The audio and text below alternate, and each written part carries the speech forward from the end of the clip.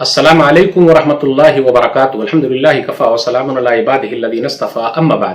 محترم ناظرین کرام، پروگرام اسٹوری آف پروفٹ ابراہیم علیہ السلام آج کی نشست کا موضوع ہے اسماعیل علیہ السلام کی قربانی۔ ناظرین کرام، اسماعیل علیہ السلام بڑے بیٹے ہیں اور اسحاق علیہ السلام ابراہیم علیہ السلام کے چھوٹے بیٹے ہیں۔ الحمدللہ الذی وہب لی الکبر اسماعیل و اسحاق ان ربی لسمیع الدعاء، سورہ ابراہیم سورہ نمبر 14 آیت نمبر 39۔ تمام تعریف اللہ کے لیے جس نے بڑھاپے میں اسماعیل دیا اور اسحاق دیا، بے شک میرا رب دعاؤں کا سننے والا ہے۔ تو اس آیت سے پتہ چلا پہلے اسماعیل نام آیا تو وہ بڑے ہیں، اسحاق کا نام بعد میں آیا تو وہ چھوٹے ہیں۔ اسحاق کی پیدائش کی بھی کہانی بہت عجیب ہے۔ سورہ نمبر 11 آیت نمبر 69 سے 73 کے درمیان غور کیجئے۔ وَلَقَدْ جَاءَتْ رُسُلُنَا إِبْرَاهِيمَ بِالْبُشْرَىٰ قَالُوا سَلَامًا قَالَ سَلَامٌ فَمَا لَبِثَ أَن جَاءَ بِعِجْلٍ حَنِيظٍ، کہ جب ہمارے فرشتے ابراہیم علیہ السلام کے پاس خوشخبری لے کر آئے تو سلام کیا تو انہوں نے بھی سلام کا جواب دیا، اور اسی درمیان میں ابراہیم علیہ السلام بھنا ہوا بچڑا لے کر آ گئے۔ پتہ چلا بڑے مہمان نوازتے ابراہیم علیہ السلام، اور مہمان کی مہمان نوازی اچھی ہونی چاہیے۔ فَلَمَّا رَأَى أَيْدِيَهُمْ لَا تَصِلُ إِلَيْهِ نَكِرَهُمْ وَأَوْجَسَ مِنْهُمْ خِيفَةً قَالُوا لَا تَخَفْ إِنَّا أُرْسِلْنَا إِلَىٰ قَوْمِ لُوطٍ، جب ابراہیم علیہ السلام نے دیکھا کہ اگر وہ لوگ تو کھا ہی نہ رہے تو ان کو ڈر محسوس ہوا۔ پتہ چلا نبیوں کو بھی غیب کا علم نہیں ہے، ورنہ گھبرانے کی ضرورت کیا تھی؟ ہاں اتنا ہے، یعنی اتنی بات معلوم ہے جو اللہ نے بتا دیا ہے۔ کہا گھبراؤ نہیں، ہم تو لوط علیہ السلام کی قوم کے پاس جا رہے ہیں۔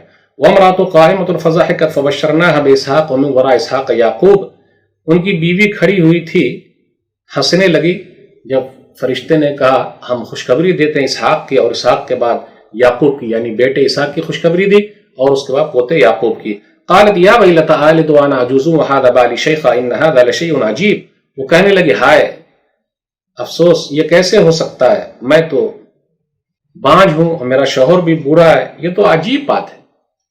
تو یہ عورت کی صفت بیان کی گئی ہے، مسکرانا، ہنسنا۔ قال وتعجبین من امر اللہ رحمۃ اللہ وبرکاتہ علیکم اہل البیت انہ حمید مجید، فرشتوں نے کہا کیا آپ کو اللہ کی رحمت سے تعجب ہے اے اہل بیت، اللہ کی رحمت و برکتیں ہو، بے شک وہ تعریفوں والا ہے۔ اس سے یہ پتہ چلا کہ اہل بیت میں بیویاں شامل ہے، بیوی پہلے شامل ہے۔ اسماعیل علیہ السلام کی قربانی کے بارے میں جو آیا ہے سورہ صافات سورہ نمبر 37 آیت نمبر 99 سے 113 کے درمیان غور کیجئے۔ وقال انی ذاہب الی ربی سیہدین، ابراہیم علیہ السلام نے کہا کہ میں جا رہا ہوں، میرا رب مجھے سیدھا راستہ دکھائے گا۔ رب حب لی من الصالحین، آیت نمبر 100 ہے سورہ صافات میں، میرے رب مجھے نیک اولاد عطا فرما۔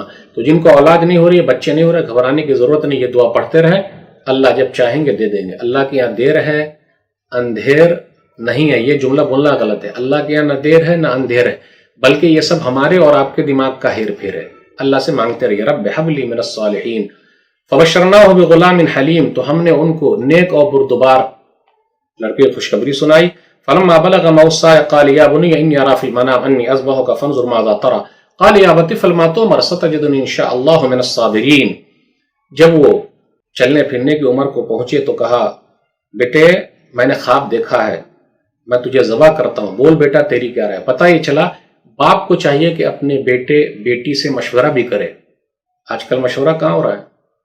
تو اگر اچھی تربیت ہوگی، کیونکہ ماں نے تربیت کی تھی، اچھی تربیت ہوگی تو کہیں گے یا ابت افعل ما تؤمر، ابا جان جو حکم ہوا اس کو کر گزریے، انشاءاللہ آپ مجھے صبر کرنے والوں میں پائیں گے۔